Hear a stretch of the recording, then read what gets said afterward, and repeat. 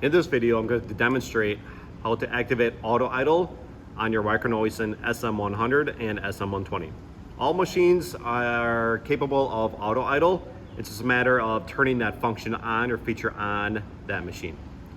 So I'm going to ignition on, and through my display navigation, I'm going to locate my auto idle. So I'm going to navigate to my clipboard, press the down button.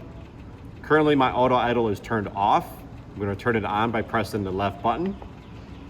So we are now active with auto idle. I'm going to navigate to my home screen, and now auto idle is active. So I'm going to start the machine.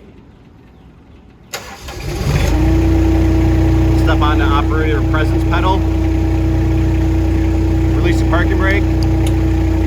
Increase my engine speed. Now if I step off of the pedal, the engine speed will automatically reduce the minimum engine speed, or RPMs. If I step back on the machine, engine speed automatically increases to my setting. And back off. There's roughly a 5-second delay.